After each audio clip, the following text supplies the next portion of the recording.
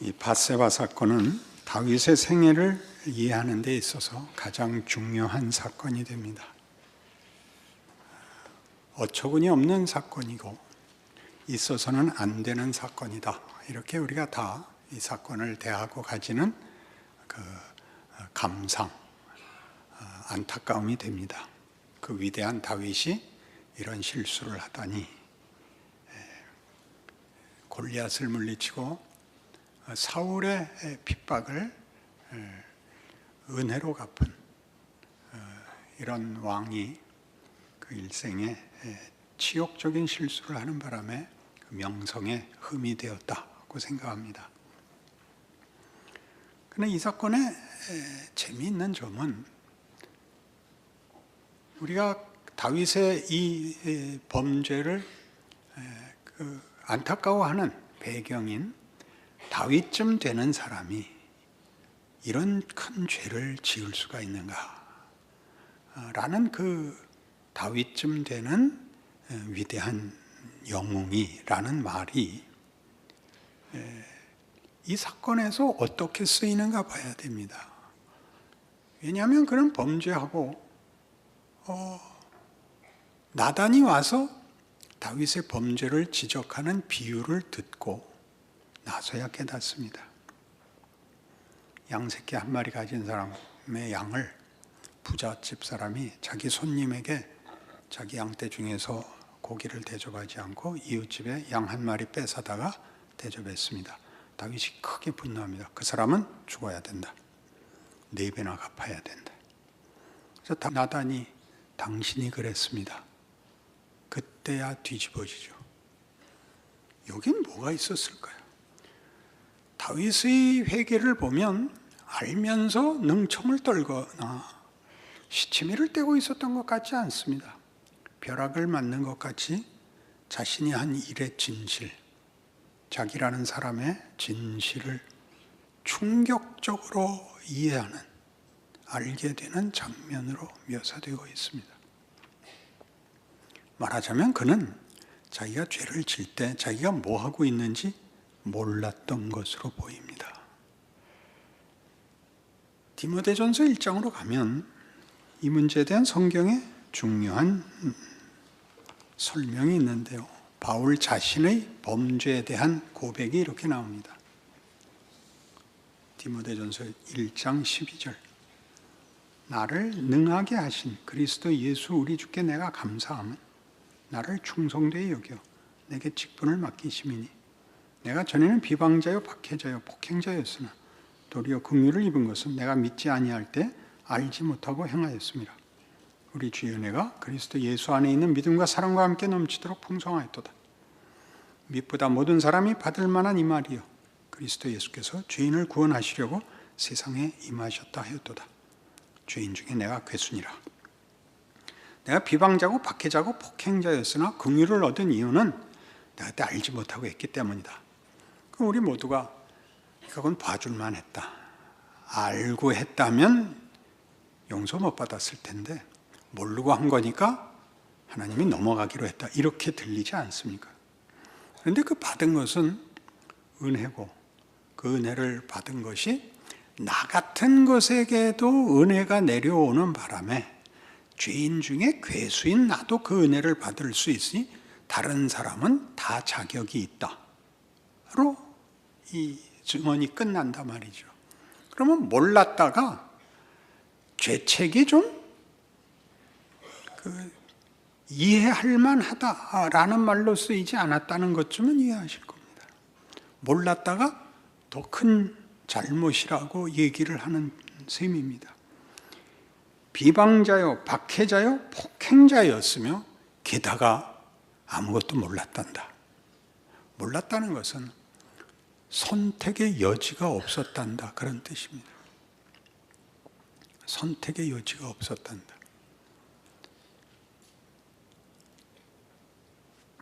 바울이 힘을 다하여 하나님을 섬기려는 진심과 지극함으로 그래서 결국 하나님의 일, 하나님의 구원, 하나님의 아들을 박해하게 됩니다. 동일한 사건이 다윗에게 일어나고 있는 것입니다. 다윗은 여러분 잘 아시는 대로 하나님의 종입니다. 그는 아까도 나열한 것 같이 골리앗을 죽인 사람이요, 사울을 용서한 사람이요, 성전을 짓겠다고 한 사람입니다. 근데 우리가 다윗이 성전을 짓겠다 했을 때 하나님의 그 반응을 보면 꾸중이었습니다. 내가 언제 너 보고 나를 위하여 집을 지라고 했더냐? 내가 누구한테 그런 요구를 했더냐? 너희들이 지은 집에 내가 어떻게 사냐? 내가 하나님인데 내가 너희에게 복을 주지 너희가 어떻게 나한테 필요를 채울 수 있단 말이냐? 한 다음에 뭐가 나왔죠? 내가 너를 왕을 삼고 네 왕권을 대대로 영원하게 하겠다. 이렇게 되고 그리고 밧세바 사건이 터지는 겁니다. 제대로 하려면 밧세바 사건이 앞에서 터지고 무슨 만회할 일이 있고 길게 회개하고 네가 노력했고 네가 이만큼 공도 세웠으니 좋다. 그럼 네가 성전을 지어라. 이래야 맞죠. 순서가 역전되어 있지 않습니까? 도대체 다윗에게 일어난 이 사건, 밧세바 사건은 우리에게 무슨 가르침을 주려고 하는 것일까요? 시편 51편에 가면 이 사건이 다윗의 회개에서 우리가 기대하는 회개를 하지 않습니다. 훨씬 깊은 회개를 하는데 대부분 다 피상적으로 읽어내고 맙니다. 무슨 회개인가를 보십시오. 51편 하나님이여 주의 인자를 따라 내게 은혜를 베푸시며 주의 많은 긍휼을 따라 내 죄악을 지워주소서. 나의 죄악을 맑게 씻으시며 나의 죄를 깨끗이 제하소서. 물은 나는 내 죄과를 아오니 내 죄가 항상 내 앞에 있나이다. 내가 주께만 범죄하여 주의 목전에 악을 행하여 싸우니 주께서 말씀하실 때 의로우시다 하고 주께서 심판하실 때 순전하시다 하리이다. 내가 죄악 중에 출생하였으며 어머니가 죄 중에 나를 잉태하였나이다. 그의 회개는 밧세바 사건을 회개하는 것이 아니라 그것으로 알게 된 존재론적 회개를 합니다. 존재론적 회개. 그거는 하나의 나타난 사건이고 나는 언제나 죄를 질 수밖에 없는 종자라는 걸 알았습니다. 그런 일이 안 일어났을 뿐이죠. 어쨌건 주께서 산상설계에 이렇게 꾸중했던 거 기억납니까? 살인하지 말라 하였거니와 나는 너에게 명하노니 마음의 형제를 미워하면 살인한 자니라. 그게 무슨 얘기죠? 살인이라는 사건은 살인을 할 조건을 가진 자에게 나타난 다만 열매이죠. 다른 걸 맺을 수는 없는 겁니다. 미워하는 사람이 맺을 수 있는 것이 용서일 수는 없는 겁니다. 살인밖에 맺을 수가 없죠.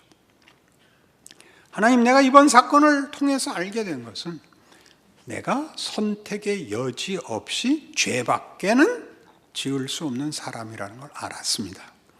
그러면 우리가 그 앞에 있는 다윗의 그 앞에 위대했던 행위들을 어떻게 이해해야 하느냐가 필요하죠. 그건 다음 시간에 하겠습니다. 다음에도 꼭 출석하십시오. 오늘은 이 앞에 게 너무 중요하니까 이 문을 열고 들어가야 그 문제를 풀 수 있습니다. 자, 다윗이 얘기하는 나는 존재론적으로 죄인입니다. 죄밖에 지을 수가 없습니다. 라는 고백이 로마서 3장에서 이렇게 소개되어 있습니다. 로마서 3장 9절. 그러면 어떠하냐? 우리는 나으냐? 결코 아니라 유대인이나 헬라인이나 다 죄 아래 있다고 우리가 이미 선언하였느니라. 기록된 바 의인은 없나니 하나도 없으며 깨닫는 자도 없고 하나님을 찾는 자도 없고 다 치우쳐 함께 무익하게 되고 선을 행하는 자는 없나니 하나도 없도다.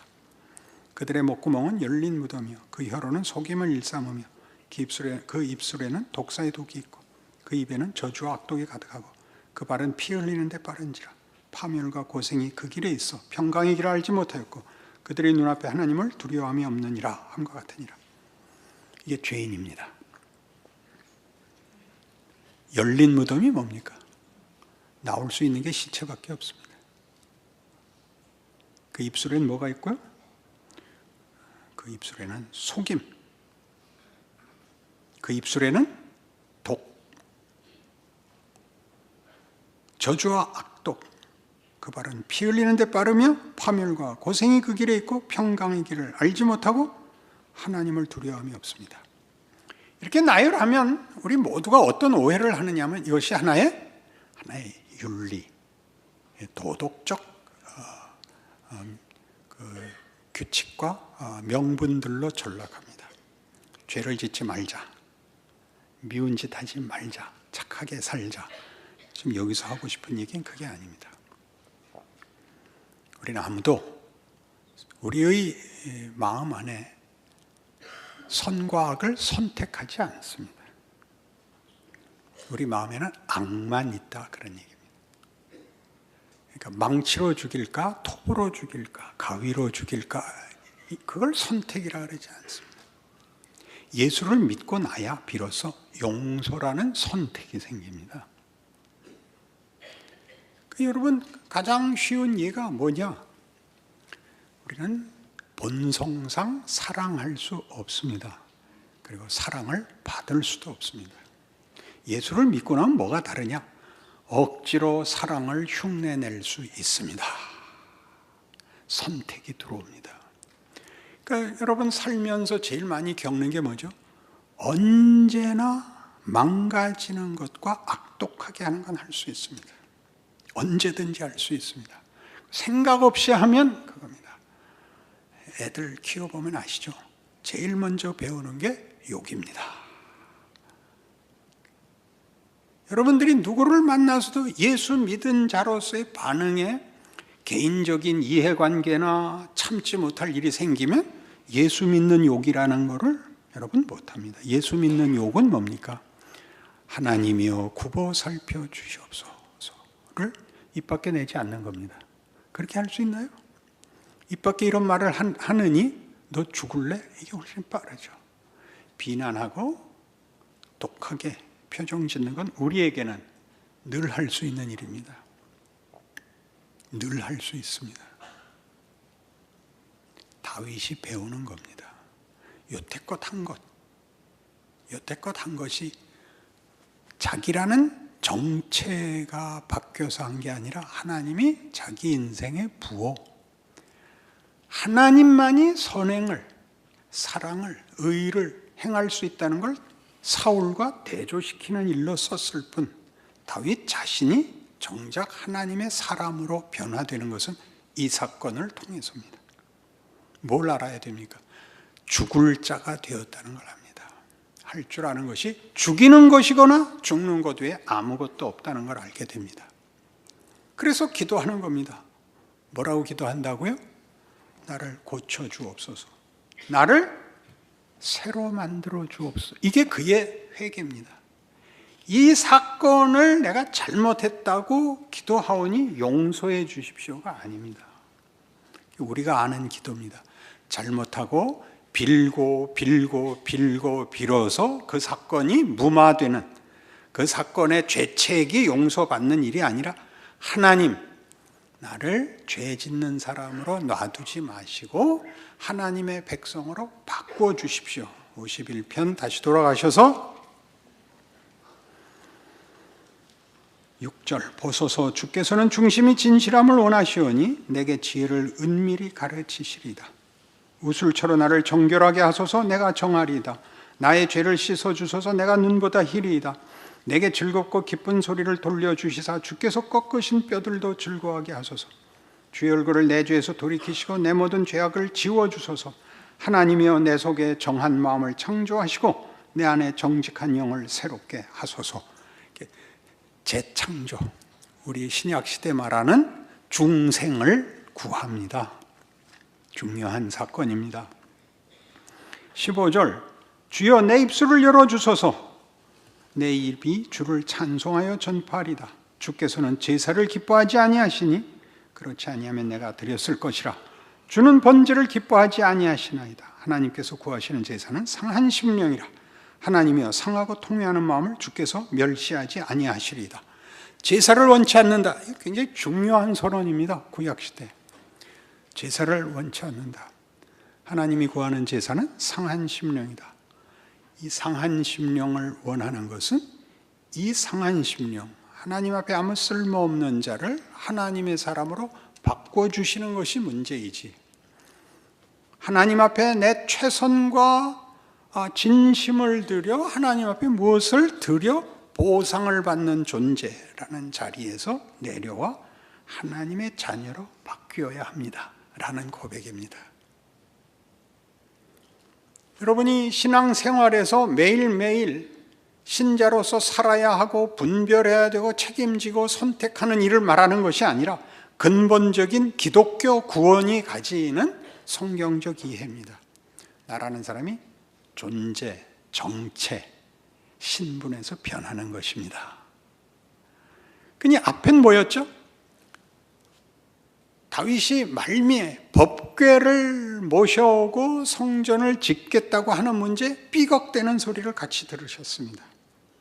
그가 법궤를 가져오려 했는데 가져오는 동안에 소가 날뛰는 바람에 법궤가 넘어지려고 하자 우사가 붙잡자 죽습니다. 다윗이 분해했다고 되어 있습니다.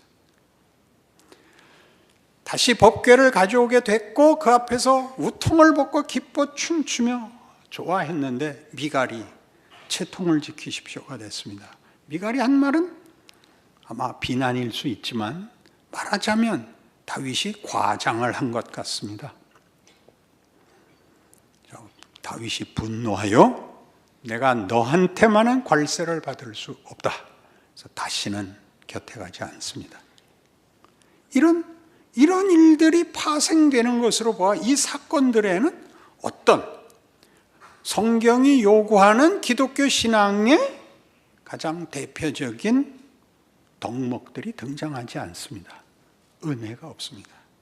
거기는 어떤 증오와 어떤 보복과 어떤 공포가 들어있지, 거기에 이 사랑이나 우리가 가지는 화평이나 감사들은 들어오지 못하고 있습니다. 이 대조를 꼭 기억해 두십시오. 그래서 시편 40편으로 가면 바로 이 얘기, 51편에 나왔던 이 얘기를 시편 40편에서는 좀 더 다른 각도에서 이렇게 설명합니다. 내가 여호와를 기다리고 기다렸더니 귀를 기울이사 나의 부르짖음을 들으셨도다. 나를 기가 막힐 웅덩이와 수렁에서 끌어올리시고 내 발을 반석 위에 두사 내 걸음을 견고하게 하셨도다. 새 노래 곧 우리 하나님께 올릴 찬송을 내 입에 두셨으니 많은 사람이 보고 두려워하여 여호와를 의지하리로다. 여호와를 의지하고 교만한 자와 거짓에 치우치는 자를 돌아보지 아니하는 자는 복이 있도다. 기가 막힐 웅덩이와 수렁은 죄인이라는 신분, 죄인의 처지, 죄인의 현실입니다. 거기서는 아무리 잘해봤자 죄를 안 짓는 게 답니다. 참는 게 답니다. 그렇죠? 죽이려고 했다가 마는 게 다지. 적극적으로 이웃에게 사랑을 베풀고 이웃을 섬기고 라는 것은 세상엔 없습니다. 그런 일은 못합니다. 예수 믿는 사람들의 제일 큰 걱정이 뭐죠? 말씀대로 살고 싶은데 그렇게 하면 상대가 나를 업수히 여기더라는 겁니다. 안 그랬습니까? 그러니까 우리는 저들이 총칼을 들고 위협할 때 우리는 최소한 성경책에다 너 죽을래? 이렇게 표지 쓰고 나가야 됩니다. 그렇지 않습니까? 우리는 세상의 위협과 세상의 방법 앞에 우리는 죽일 필요가 없는 자, 저들이 우리를 죽인다고 해서 내가 끝나지 않는 자라는 그런 우리의 무기, 우리의 정체, 우리의 지위를 모릅니다. 다윗은 이걸 회개하고 있는 겁니다. 나를 기가 막힌 웅덩이와 수렁에서 끌어올리셨습니다. 더럽고 비참하고 비열하고 치사할 필요 없게 되었습니다. 입니다. 비로소 의가 있고 선이 있고 용서가 있고 참을 수 있고 질 수 있는 그 기독교인입니다. 예수 안에서 드러낸 증거들입니다. 그리고 왔습니다. 못하고 있는 게 문제죠. 그럼 우리는 지금 다윗이 그가 성전을 짓겠다고 하고 법궤를 모셔오고가 다 일종의 명분을 채워 하나님 앞에 보상을 받는다고 생각했다가 이 사건, 밧세바 사건, 어떤 사건? 하나님에 의하여 주어진 왕권이라는 명예와 권세를 가지고 살인밖에 하지 못했다는 사실, 남의 부인을 뺏어오고 한 가정을 파괴했다는 사실, 밧세바는 그 아름다움을 가지고 비극을 불러온 것 외에 그 아름다움이 열매를 못 만들었다는 사실을 성경이 제시하고 있습니다. 여러분이 그토록 원하는 무엇을 더 가지면, 능력과 지위와 진심을 가지면 신앙생활이 만족스럽고 인생이 의미가 있을 거다라고 생각하는 것은 얼마나 가장 중요한 조건, 가장 중요한 본론에서 떠나 있는 겁니다. 그러니까 예수를 믿는다는 건 얼마나 굉장한 겁니까? 우리는 비로소 강제로라도 너 사랑해야 된다, 너 정직해야 된다, 너 분노하거나 저주하지 말아라 앞에 선 겁니다. 그럼 어떻게 해야 됩니까? 그 모든 기회에 좋은 말 해라. 70번씩 7번이라도 용서해라. 자리에 섰습니다. 윤리로 지켜내는 데는 많은 시간이 걸립니다. 본질적으로 다른 종자가 됐다는 걸 아셔야 됩니다. 이 시편 40편은 뒤를 이렇게 이어가죠. 4절, 여호와를 의지하고 교만한 자와 거짓에 치우치는 자를 돌아보지 아니하는 자는 복이 있다. 이게 뭐예요? 자기 힘을 믿고 폭력을 행사하여 자기를 지키고 그것 외에는 아무런 쓸모가 없는 자들을 부러워하지 말합니다. 우린 다른 신분이다. 여호와 나의 하나님이여, 주께서 행하신 기적이 많고 우리를 향하신 주의 생각도 많아 누구도 주와 견줄 수가 없나이다. 내가 널리 알려 말하고자 하나 너무 많아 그 수를 셀 수도 없나이다. 주께서 내 귀를 통하여 내게 들려주시기를 제사와 예물을 기뻐하지 아니하시며 번제와 속죄제를 요구하지 아니하신다 하신지라. 그때 내가 말하기를 내가 왔나이다. 나를 가리켜 기록한 것이 두루마리 책에 있나이다. 나의 하나님이여, 내가 주의 뜻 행하기를 즐기오니 주의 법이 나의 심중에 있나이다 하였나이다. 기가 막힌 구절입니다. 히브리 10장에서 예수 그리스도께서 이 예언, 이 약속의 주인공으로 오셨다 그럽니다. 그러나 이때는 이게 다윗입니다. 그때 내가 말하기를 내가 왔나이다. 뭘 말해서 왔죠? 뭘 말해서?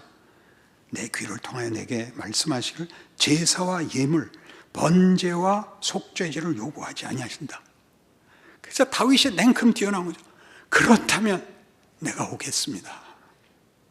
잘잘못을 따지지 않고 우리 보고 주께 뭘 내놓으라고 하시는 것이 아니라 내가 오겠습니다. 51편에서는 그런 거 뭐라고 되어 있죠?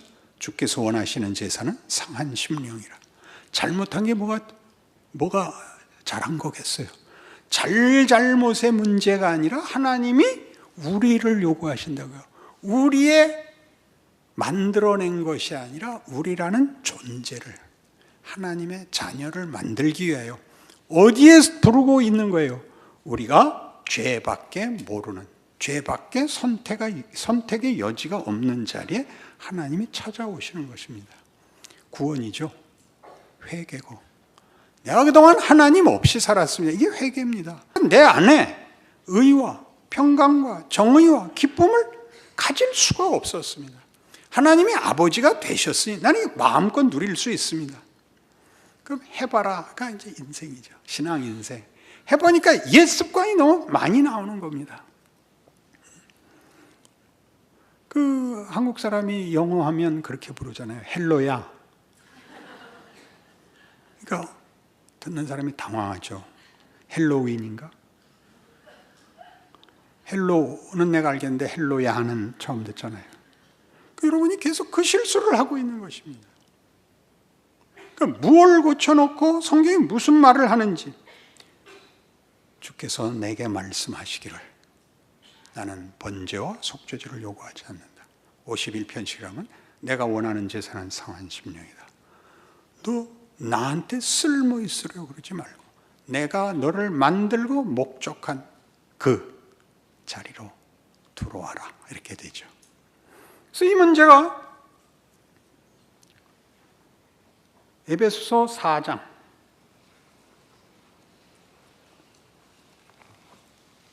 이렇게 되어 있습니다. 에베소 4장 17절 그러므로 내가 이것을 말하며 주 안에서 증언하노니 이제부터 너희는 이방인이 그 마음에 허망한 것으로 행함같이 행하지 말라. 그들의 총명이 어두워지고 그들 가운데 있는 무지함과 그들의 마음이 굳어짐으로 말미암아 하나님의 생명에서 떠나 있도다. 그들이 감각 없는 자가 되어 자신을 방탕에 방임하여 모든 더러운 것을 욕심으로 행합니다. 17절에서 19절까지는 저쪽 죄인된 자리에서는 선택의 여지가 없는 것들입니다. 여기 있죠, 그대로. 마음이 허망하고 총명이 없고 무지하고 마음이 굳어져 있고 감각이 없어서 뭐가 잘못이고 뭐가 잘하는 것인지 구별이 없습니다. 할 수가 없습니다. 모든 승리와 모든 만족이 거짓말을 하거나 속이거나 누구를 희생해야만 얻습니다. 그런데 이제 우린 다릅니다. 오직 너희는 그리스도를 그같이 배우지 아니하였느니라. 진리가 예수 안에 있는 것 같이 너희가 참으로 그에게서 듣고 또한 그 안에서 가르침을 받았을진데 너희는 유혹의 욕심을 따라 썩어져가는 구습을 따르는 옛사람을 벗어버리고 오직 너희의 심령이 새롭게 되어 하나님을 따라 의와 진리의 거룩함으로 지으심을 받은 새 사람을 입으라. 그리고 이제 요구하는 윤리적 명단이 나오죠. 그런즉 거짓을 버리고 각각 그 이웃과 더불어 참된 것을 말하라. 이는 우리가 서로 지체가 됨이라. 분을 내어도 죄를 짓지 말며 해가 지도록 분을 품지 말고 마귀에게 틈을 주지 말라. 도둑질하는 자는 다시 도둑질하지 말고 돌이켜 가난한 자에게 구제할 수 있도록 자기 손으로 수고하여 선한 일을 하라. 무릇 더러운 말은 너 입 밖에도 내지 말고 오직 덕을 세우는 데 소용되는 대로 선한 말을 하여 듣는 자들에게 은혜를 끼치게 하라. 하나님의 성령을 근심하게 하지 말라. 그 안에서 너희가 구원의 날까지 인치심을 받았느니라. 너희는 모든 악독과 노함과 분냄과 떠드는 것과 비방하는 것을 모든 악의와 함께 버리고 서로 친절하게 하며 불쌍히 여기며 서로 용서하기를 하나님이 그리스도 안에서 너희를 용서하심과 같이 하라. 이 차이를 아시겠습니까? 우리만이 할 수 있는 것입니다. 우리만이 할 수 있는 것. 세상은 절대 할 수 없는 것.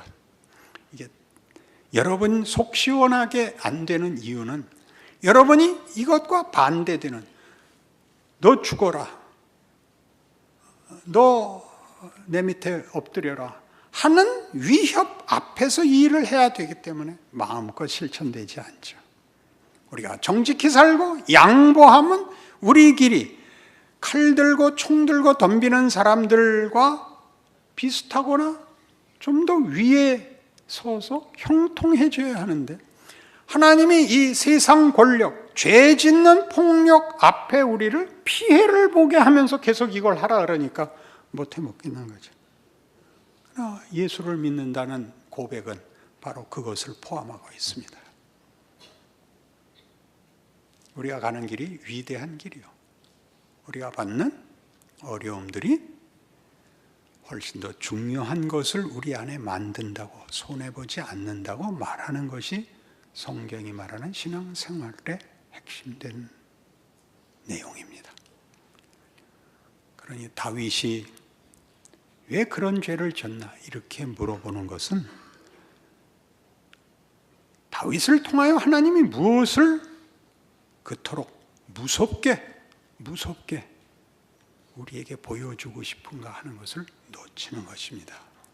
여기를 통과하지 못하면 여러분들도 평생 사사건건에 대한 회개와 어떤 감사가 어떤 사건으로 파편화되지 여러분의 인생을 살아내는 여러분 자신이라는 주체자, 주인, 정체, 인격적 실존으로서 하나님의 자녀로 사는 일은 불가능해집니다. 여러분에게 일어나는 모든 일, 심지어 넘어지는 일까지 포함하여 여러분을 완성시키며 위대한 자리로 이끌고 가기 위하여 다윗의 생에 하나님이 이렇게 깊이 그 증거를 남겨놓습니다. 여러분 모두가 아브라함이니 다윗이니라는 이름을 칭송하고 위대하다고 얘기함으로써 여러분 인생을 때우지 마시고 변명하지 마시고 하나님이 예수 안에서 주신 구원이 가지는 위대한 신분과 기적을 사시는 여러분의 인생을 살아내는 그 기쁨을 누리시기 바랍니다. 아멘. 기도하십시다. 하나님 아버지, 우리가 누구를 부러워할 것도 시샘할 것도 원망할 것도 없이 자신의 인생을 살게 하여 주옵소서. 주님께서 십자가의 길을 걸어 기꺼이 기쁘게 하나님의 기쁘심이 된 것 같이 우리 인생이 하나님 앞에 그리고 저희 자신에게 기쁨과 기적이 되게 하여 주옵소서. 예수님 이름으로 기도합니다. 아멘.